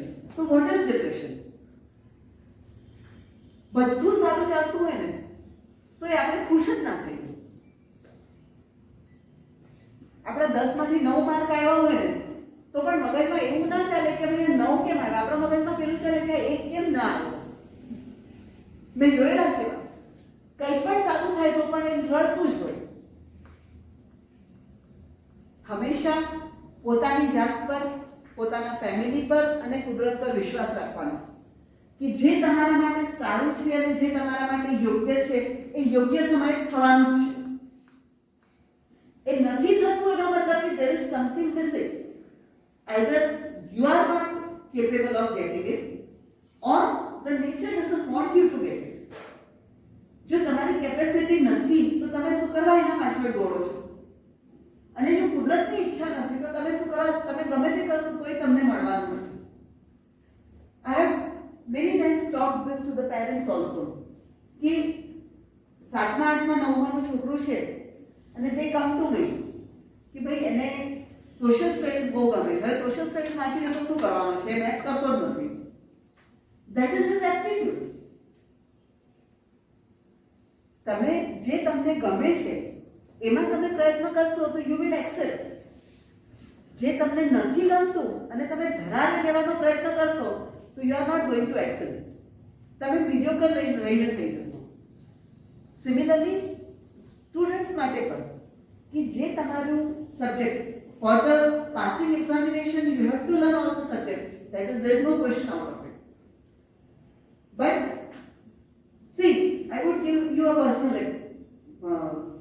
example. When my son was in class 10, same 14-15 વર્ષના છોકરાઓ હોય કે ભાઈ બાયોલોજી છોકરીઓ કરે, છોકરાઓ તો મેથ્સ જ કરે. Why? Because any ક્લાસમાં જે છોકરાઓ હતા everybody said કે ભાઈ બાયોલોજી તો છોકરીઓ જ કરે. So this went into his mind. He was so much confused. You will not believe me, but he took both maths and biology in 11th grade. that was 2011.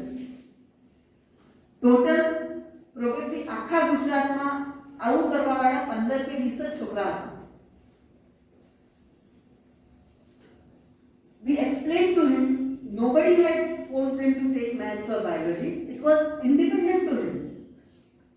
But because this aptitude was of biology, પણ બાકી બધા એવું કે ના maths તો બહુ સારું, છોકરીઓ કરે એ આપણે ના કરે, આપણે તો છોકરાઓ કહેવાય. Fortunately, એને શ્રમ બહુ જ વધારે પડ્યું. He could excel in both the subjects. In his A group, it was 97%. In his B group, it was 98% in CBSE board exam. Ultimately, he went in for medicine. But એ જે 2 વર્ષ આખો એક એક્સ્ટ્રા સબ્જેક્ટ જે જોડેલીને ચાલ્યો. So you are wasting your energy. Instead of that, you could have slowed down. You could have used only 3 subjects. But then, because somebody else is telling you that this is good, you decide on yourself. તમે જાતે નક્કી કરો કે તમને પોતાના મનમાં તમને કયો વિષય ગમે છે, and try to follow yourself. Then you will definitely excel. The same thing is talking about focus. That's what I told you. कि તમે focused રહેશો તો તમને આ mental illnesses કોઈ થવાની જ નથી. Next is racing thoughts. कि બહુ બધી વિચારો તમારા મગજમાં આવ્યા કરે. These all are the symptoms. But main thing is if you focus on one particular thing which is good for you, ઘણું બધું સ્ટ્રેસ તમારું એમ જ ઓછું થશે. And one more important thing which they have not mentioned is time management. कि भाई તમારી 7 વાગ્યાની કોલેજ સ્ટાર્ટ થાય છે અને હું રહું છું અહીંયાથી 30 kilometre. I know that it takes 50 minutes for me આપણા ટ્રાફિકને ધ્યાનમાં રાખીને. તો why don't you get up at 5 o'clock and get ready at 6? ના, હું તો 5:30 ઉઠું, દોડતા દોડતા જાઉં ને 6:15 વાગે હું સ્કૂટર લઈને ફટાફટ અડધો કલાકમાં પહોંચી જઈશ. So that time constraint. Parents પણ કહેશે કે મારા છોકરાને તો ટાઈમ જ નથી મળતો. અરે ભાઈ, એને ટાઈમ નથી મળતો નથી, ટાઈમ મેનેજ નથી કરતો. દુનિયામાં બધાને 24 કલાક જ મળે છે. Why some excel and why some don't? Because they don't manage their time properly. તમારી પાસે જેટલા પણ કલાક છે, make a proper time table. ફર્સ્ટથી લઈને 10 સુધી કે આજના દિવસમાં મારે શું ઇમ્પોર્ટન્ટ છે એ લખો. Follow it. 10 માંથી 8 વસ્તુ કરી લો, then the work is done. Right? Proper sleep is very important for not having the mental stress. And don't have your mood swings.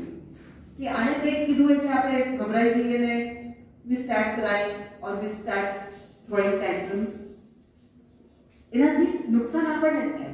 પેલું તો કહીને એને મજા આવશે. Right? Next slide. Last but not the least is environmental hygiene. This is just 1 minute more and we'll close. कि જે આપણે કીધું કે હું સ્વચ્છ, મારું શરીર સ્વચ્છ, મારું મન સ્વચ્છ, મારું ક્લાસ સ્વચ્છ, મારું ઘર સ્વચ્છ, તો આખું દેશ સ્વચ્છ. The similar things that you use proper things to dispose of the waste material and reduce, recycle, the 3 R's which they have taught. So you meet the environmentally. Last slide probably. Next.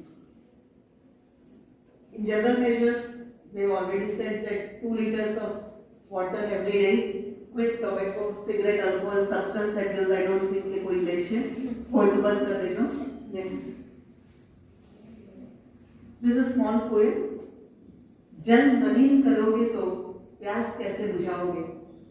हवा दूषित करोगे तो श्वास नहीं ले पाओगे. बिस्तर गंदे करोगे तो सोने कहाँ पर जाओगे? क्लास साफ नहीं करोगे तो कैसे पढ़ पाओगे? मन अपवित्र करोगे तो मानव नहीं कहलाओगे. Thank you.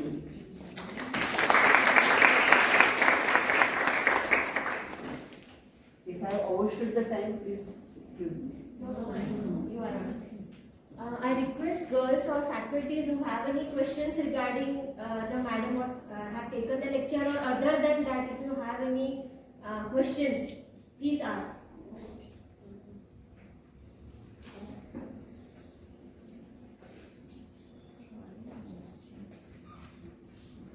No questions?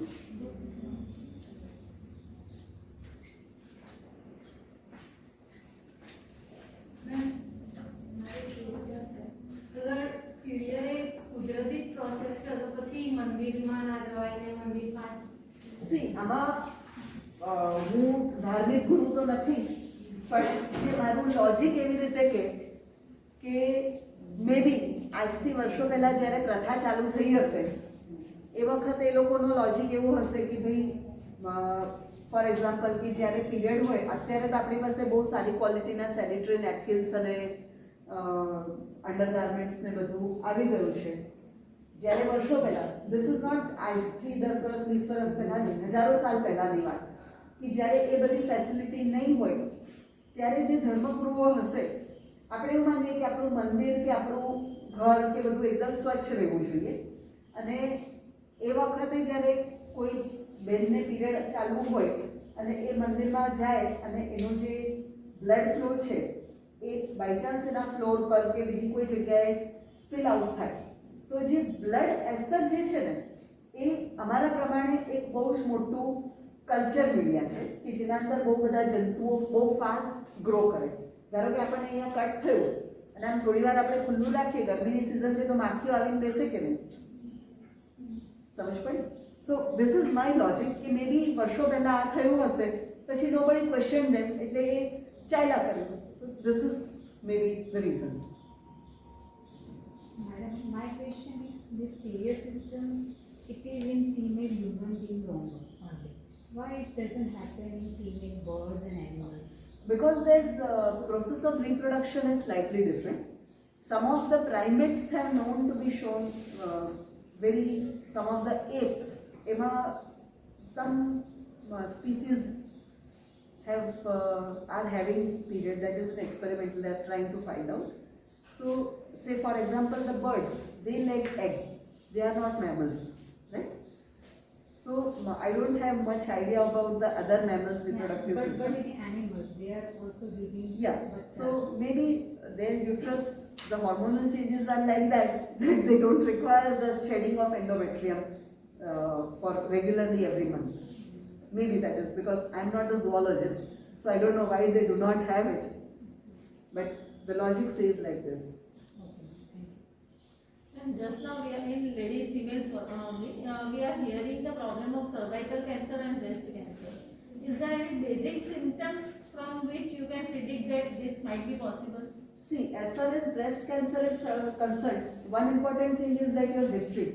That if your mother or sister is having a breast cancer, you have to go for a preventive mammography after the age of 30 every 5 years or as and when required. That is one. Second is that any unknown lump, whenever you are taking a bath, when you just touch your breast and if you feel that some lump or swelling is there, so that you have to go and consult a doctor. If any nipple discharge is there, which was not there, means when the child is not feeding you, after that if you have got any brownish or blackish discharge, or if the skin of the breast, it shows puckering like a orange skin appearance, that is a very late stage. Before that you will feel that some mass is developing. So this is regarding the breast cancer early symptoms.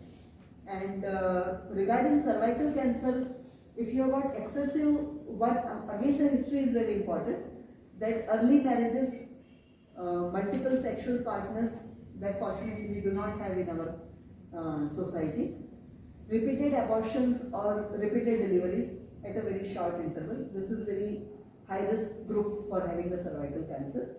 And in the symptoms, excessive vaginal discharge means you are going to have a vaginal discharge, normal vaginal discharge, say around 12th to 15th day of your cycle when the ovulation is taking place.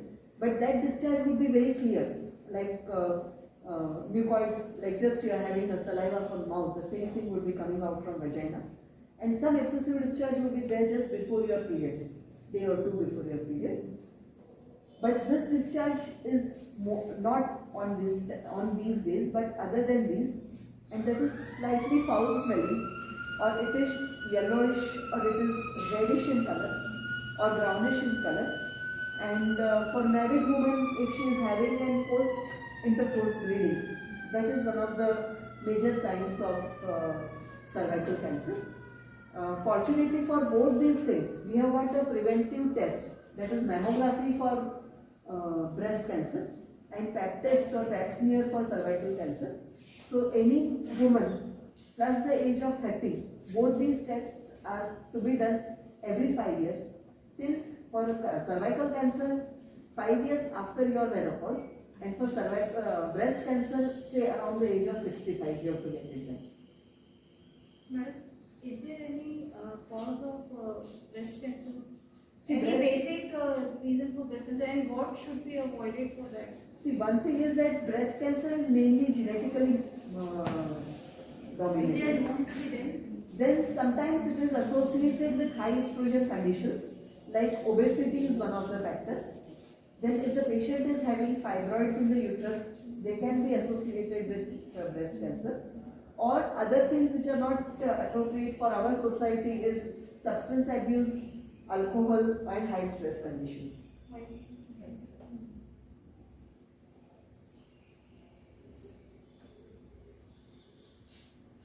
छोकरियों कहीं नहीं. Girls, do you face any difficulty during periods or anything? If you have any questions, you can ask. See, everybody is asking. You should. शर्माओगे तो रह जाएगा दिन में. आज हमारे सामने डॉक्टर है जो ऐसा चांस नहीं मिलेगा कभी. हाँ, जब शर्म है उसको निकालो. कुछ है तो पूछो. Madam, irregularity of periods are really have problems, create any problems? See, depends Normally on. it is 28 days, but irregularity maybe is See, from the cycle, what we consider is from 25 days up to 45 days cycle is considered as normal, right? Day 1 of the cycle is considered as day 1. वहाँ से लेके जो next cycle आपका 25 दिन से लेके 45 days तक का आता है, तो it is considered to be normal. Either earlier than that or later than that has to be investigated, because the list is long. It can be because of multiple reasons, right? And depends upon the various age factors. Like the girl at the age of 16 is having a period at 3 to 4 months interval, and the period stops within 4-5 days, nothing has to be done, right? Similarly, if the girl is 25 years or 27 years old and she is married and she wants children and the period is irregular, then she will definitely require a treatment. And if again the same thing, that if the lady is more than 45 years of age and she doesn't have any other problem and there is an irregular period, the delayed period, provided her sonography, pap smear, everything is normal, then she need not have any treatment, right? Ma'am, will you please elaborate how to keep hygiene during menstrual cycles? The important thing is that you just use sanitary pads, that is very basic. Proper disposal is another thing. During your જ્યારે પણ નાવા જાઓ છો ત્યારે એ બહારના પાર્ટને ખાલી normal પાણી અને સાબુથી ક્લીન કરો. That is all, nothing extra. And to what extent can we consider cramps as normal? See, if it is, the definition wise it is like this, that if that cramp do not disturb you during your doing your normal routine work, then it is considered as normal, right? And if it disturbs you कि भाई तुम्हाराથી really मतलब એટલું ખરાબ છે कि you cannot go to the college or not able to do the work, then it could be it is considered as abnormal. Usually young girls માં જે છે 16 થી 19 વર્ષ સુધીમાં the main reason is कि જ્યારે પણ period આવે એ વખતે the blood supply to the uterus increases slightly, right? And the when this endometrium is being shed, uterus will contract little. So at that time you are likely to have this cramp, right? Second important thing is, which I forgot, was that the girls who are in habit of eating lots of food from junk food or restaurant food or unhygienic food, तो એનાથી શું થાય કે ઇન્ટેસ્ટાઇનમાં infection થાય, right? Intestine અને uterus બંને different compartment છે. correct? But એ લોકો બહુ પાસે છે, right? So if there is any intestinal infection, again it leads to some sort of dysmenorrhea, right? So ideally speaking, બહુ વધારે પડતું બહાર ના ખાવું જોઈએ, and try to eat healthy food. Try to bring your tiffins as far as possible, right? And wash your hands properly before any food, either breakfast, lunch or dinner, right? અને ઘણી વખતે પેલું એન્ટીવર્મ્સ જે આપણે કહીએ કે જેમ કીધું કે કમ્પલસરીલી ઘણીવાર એવું થાય કે ભાઈ આપણે પાણી પીવું પડ્યું કે કંઈક બહાર ખાવું પડ્યું અને વર્મ ઇન્ફેસ્ટેશન થયું હોય, પેટમાં નાના બાળકો હોય તો કરમિયા કે so again that would also cause some sort of dysmenorrhea. So at that time you can take anti-worms, so that will most of the girls benefit up to 70% but by just treating the intestinal infection and worm treatment, right? Ma'am, how should we handle menopause period? Menopause itself is a long, lengthy topic, but the basic thing again it would be like this only. See, just as the menstruation is starting, these are the changes. Like Jimpilu, newborn is there and he learns new things. Or when we are having the first menstruation, like these girls, they would be having some hesitation. Or when we are having the first pregnancy, for first 3 months we will have nausea, vomiting, irritability and all those things. The similar things would happen when the menopause is approaching, that is between the age of 45 to 55, average age being 48 in Indian women. That period is maybe for 3 to 4 years, right? So one important thing is time management. Second, what I told is that you have some hobby, you do some half an hour physical exertion so that your naturally the serotonin will increase. Try to take at least 2 to 2.5 liters of fluid every day. Try to eat 2 green leafy vegetables in a week, 1 fruit every day, right? And if your symptoms are not very sure, मतलब the symptoms में कई लोगों को they might have some either breast pain or mood changes, so better you try to overcome it. Occupy yourself in some good activity, so most of the things will get diluted, right? Because if you go for drugs, all the drugs for treating menopause means maximum what you can do is taking some multivitamin or calcium. Otherwise any other drugs is not going to be, like hormone replacement therapy is not required in our setup, most of the females. And otherwise if you get stressed out very much, then if you go on for antipsychotic medicines, all those medicines are habit forming. So unnecessarily means the menopause is going to go away after 3 to 4 years, right? But that medicines would last for another 10 years, right? Early menopause is harmful for our body. We consider before 35 the menopause appears, then it can be harmful. Okay, after 40, 45. After 40 it's okay. The classification or the definition is below the age of 35 is the menopause appears. In general, it is tendency that when menopause starting, so our body is getting too much fatigue or some abrupt changes are there. It is not abrupt as such. Maximum you will put on 5 kg of weight, but that you can decrease by walking or doing exercise, taking means low fat or low carbohydrate food, means like oily, spicy. Routine you can take. Instead of 2 rotis, if you have 3 chapatis, it is not going to put on the weight, right? But you have to avoid junk foods, cheese, butter and all those things.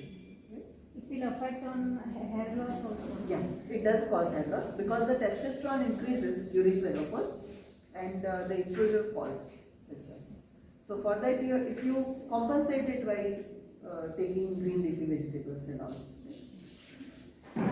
If we are skipping 2 or 3 months periods, it is a symptoms of PCOD or PC? No, not necessarily. And PCOD is nothing but what I told you, that every month the ovary forms 1 ovum, right? Instead of that, the ovum is not formed and multiple small follicles are there. Only thing is that recently PCODs have been diagnosed, over-diagnosed. Every third girl will come with a report that I have got a PCOD, now you treat. The girl is 15 years old. Actually, when you are doing a sonography, there are 10 things which you have to look at, right? But because the parents also don't want to make the child understand, sometimes even the child doesn't want to understand, I would call her a child only. For me, up to the age of 20, you are a child only, right? So the ovulation process, when you start having your periods, it is not that from the day one you are going to have every month ovulation, right? Sometimes ovulation process takes 2 years, 3 years, 4 years, up to the age of 18, 19, the whole process sets down, right? And unfortunately, what has been happening is that the girls have started having periods very early. I have seen in the OPD, the girl had aged 8 years old have started having her periods, right? Then it becomes very difficult for the parents as well as for the girl to manage, right? So the ovulation is not going to start at that age. Today, when I was a young girl, the average age of menstruation was say around 14 to 16. Before 20 years, it was around 13 to 14. And practically now it has come down to 11 to 13. So 70% of the girls by the age of 12, they are having their menstruation. And 10% of the girls are having their menstruation at the age of 10. Right? And that is partly responsible. Why it is happening is because of too much of Google search. Your brain gets activated. I am not cursing the Google. But the more you go on studying, we have seen young little girls, say 9 to 10 years old, they go on the rubbish medias and the online classes, thanks to the online classes last 2 years.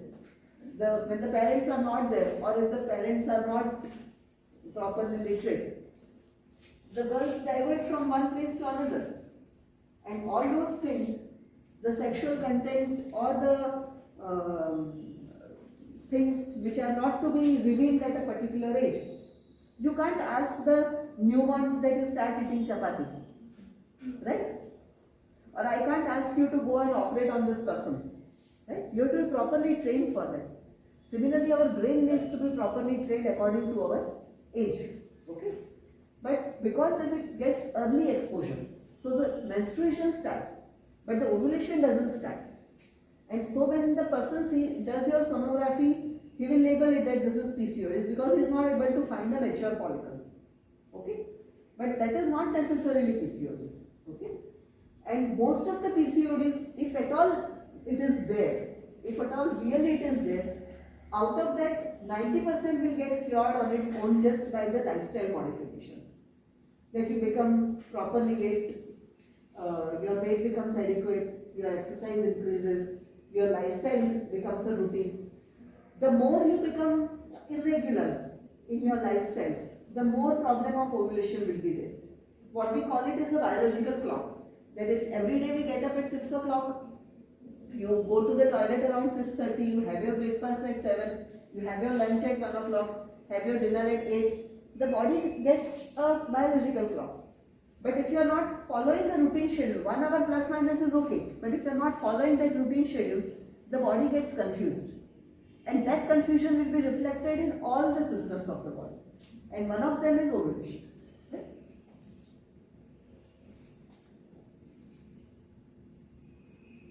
Anything else?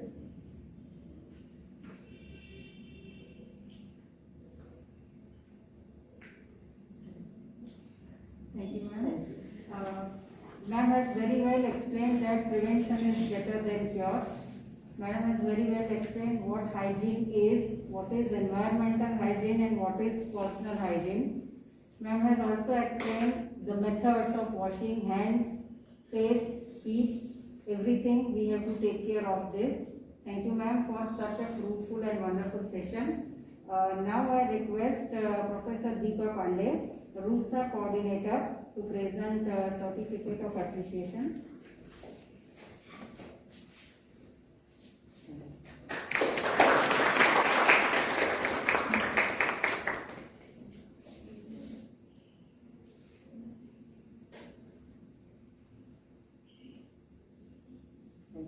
Thank you. I request ma'am to propose vote of thanks.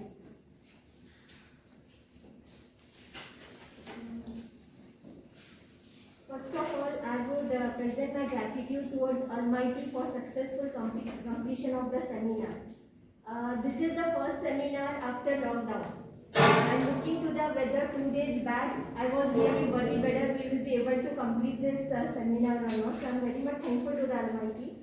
Now I take the opportunity to thank our today's speaker of this seminar about health and hygiene, stress management.